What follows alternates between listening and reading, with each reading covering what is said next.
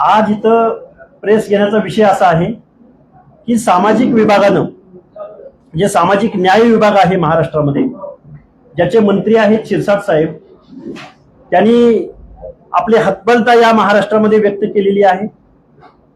मी त्याच्याही पलीकडे जाऊन या महाराष्ट्राचे अर्थमंत्री माननीय अजितदादा पवार यांच्या हेतूवर शंका उपस्थित करेन. कारण गेल्या कित्येक वर्षापासून महाराष्ट्राच्या अर्थ खात्यावर ते कायम ठाण मांडून बसलेले आहेत. खरं तर सामाजिक न्याय विभागाचा, समाज कल्याण विभागाचा निधी इतरत्र कुठेही कायद्यानं वळवता येत नाही, पहिली गोष्ट. दुसरी गोष्ट, एससी विभागाचे 410 कोटी आणि एसटी विभागाचे 350.5 कोटी असे टोटल 746 करोड रुपये या महाराष्ट्राच्या अर्थमंत्र्यानं वेगवेगळ्या खात्यांकडे वळवलेले आहेत. कोण म्हणते लाडक्या बहिणी योजनेकडे वळवलेले आहे. शासनाने लोककल्याणकारी योजना राबवाव्यात, त्याला आमचं दुमत असण्याचं कारण नाही. पण अजितदादांना आमचा सवाल आहे की अजितदादाच्या एका कारखान्याचा जेवढा फायदा किंवा उत्पन्न मिळतं तेवढा सुद्धा या सामाजिक न्याय विभागाचं बजेट नाही. सहकार खात्याचं बजेट लाडक्या बहिणीकडे का वळवलं नाही, हा झाला समाज कल्याण विभागाचा प्रश्न. आता त्याच्या पलीकडे जाऊन ओबीसी विभागाला तरी आजपर्यंत फुले शाहू आंबेडकरांच्या या महाराष्ट्रामध्ये 1% पलीकडे बजेटरी तरतूद कुठल्याही बजेटमध्ये आजपर्यंत या महाराष्ट्रामध्ये झालेली नाही.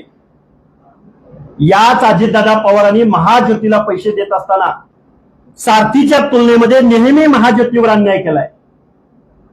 याच अजितदादा पवारांनी स्वर्गीय अण्णासाहेब पाटील आर्थिक विकास महामंडळाला 8,500 कोटीचा निधी सँक्शन केलेला आहे. आणि तो निधी कशासाठी आहे? जेसीबी घ्यायला, स्कॉर्पिओ घ्यायला घेतलं पाहिजे. माझ्या मराठा बांधवांचा, गरीब बांधवांचा फायदा झाला पाहिजे. कारण गरीब बांधव जेसीबी मधून फिरतात ना, किंवा आपल्या स्कॉर्पिओ गाडी मधून फिरतात ना, गरीब आहेत ते. महाराष्ट्राच्या टोटल बजेट पैकी 1% बजेट सुद्धा ओबीसी, अर्ध्या लोकसंख्येहून जास्त लोकसंख्या या महाराष्ट्रामध्ये ओबीसीची आहे, पण त्याला हे अर्थमंत्री निधी देताना दिसून येत नाहीत. अजितदादा पवारावरती सामाजिक न्याय विभागाचा निधी पळवल्याच्या कारणानं यांच्यावरती अॅट्रॉसिटी ऍक्ट अन्वये गुन्हा दाखल झाला पाहिजे. आणि महाराष्ट्राच्या मुख्यमंत्र्यांना माझी विनंती आहे, अजितदादा पवार आणि अर्थ खातं असं काही समीकरण इथं जुळलंय का? अजितदादा पवारांना तर हयात अर्थमंत्रीपद दिलंय? या प्रश्नाचं उत्तर आमच्या एससी एसटी बांधवांना आणि ओबीसी बांधवांना मिळालं पाहिजे.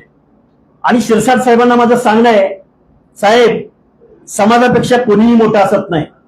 तुम्ही आमदार झाला, तुम्ही मंत्री झाला, त्या एससी एसटी बांधवांचं रिप्रेझेंटेशन तुम्हाला मंत्रिमंडळात मिळालं आणि तुम्हाला निधी मिळत नसेल तर द्या ना राजीनामा. अरे समाजाच्या पुढे तुम्हाला मंत्रीपद प्यारे आहे का? सत्ता प्यारी आहे. त्यामुळे शिरसाट साहेबांनी पहिला राजीनामा द्यावा आणि अजितदादा पवारांवरती अॅट्रॉसिटी अंतर्गत गुन्हा दाखल झाला पाहिजे, अशी माझी मागणी ओबीसी आंदोलक म्हणून त्यांच्या समोर आहे. आता दुसरा प्रश्न, मातोश्री अहिल्यादेवी होळकरांच्या चौंडी या जन्मगावी जी कॅबिनेट घेण्यात येत आहे, या कॅबिनेटचं आणि महाराष्ट्राच्या मुख्यमंत्र्यांचं मी स्वागत करेन.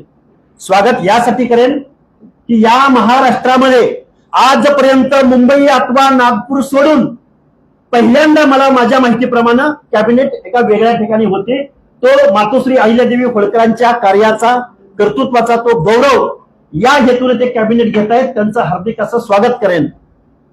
पण ही कॅबिनेट फक्त पेंडिंग विषयावरती सह्या करण्यासाठी घेऊ नका, तर पुण्यश्लोक अहिल्यादेवी होळकरांच्या नावानं जिल्ह्याच्या ठिकाणी मुलींचं एक वसतिगृह उभं करावं, ही मागणी मी महाराष्ट्राच्या मुख्यमंत्र्यांकडे करेन. आणि लागून असं किती बजेट लागणार आहे? 200-250 कोटी रुपयांचं. बघा, या महाराष्ट्राच्या मुख्यमंत्र्यांनी एक योजना दूत म्हणून एक योजना आणलेली आहे आणि त्या योजना दूत अंतर्गत 5,000 स्वयंसेवक नेमले जाणार आहेत. त्यांना महिन्याला 10,000 रुपये दिले जाणार आहेत.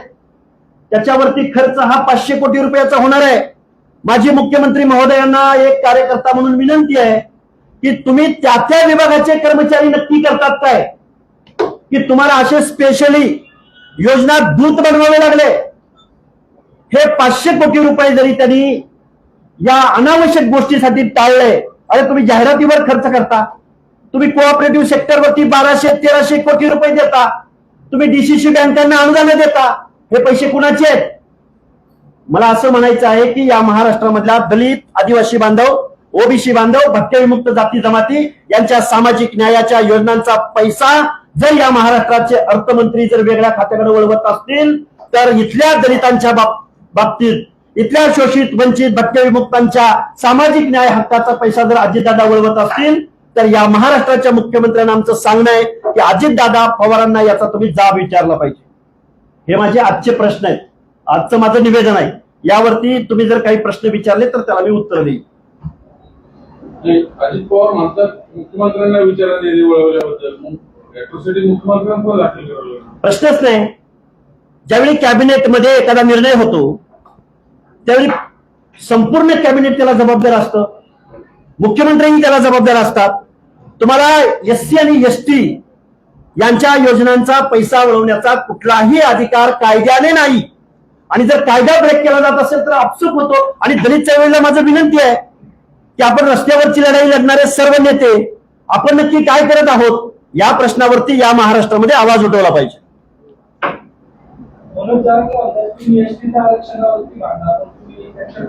हे बघा, मनोज जरांगेला एक तर कायदा कळत नाही, काढून कळत नाही.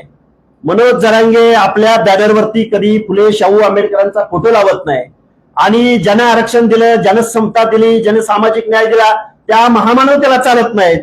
आणि त्यानं आम्हाला सल्ला द्यावा, अरे आमच्या 4 पिढ्या एसटी आंदोलनासाठी खपलेल्या आहेत, आम्हाला लिगल ऍस्पेक्ट चांगला माहिती आहे, पण अहिल्यादेवी होळकरांच्या जन्मगावी एक कॅबिनेट होते म्हणून किंवा होळकरांचा प्रेझेन्स इतिहासामधला मंत्रिमंडळाच्या कॅबिनेटद्वारे अधोरेखित होतोय म्हणून काहीतरी मागणी करायची, एवढा आम्ही दूध खरे आहोत का?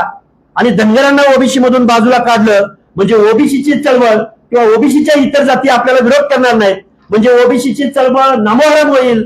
हा जर त्यांचा हेतू असेल तर जरांगेने तो विसरून जावा.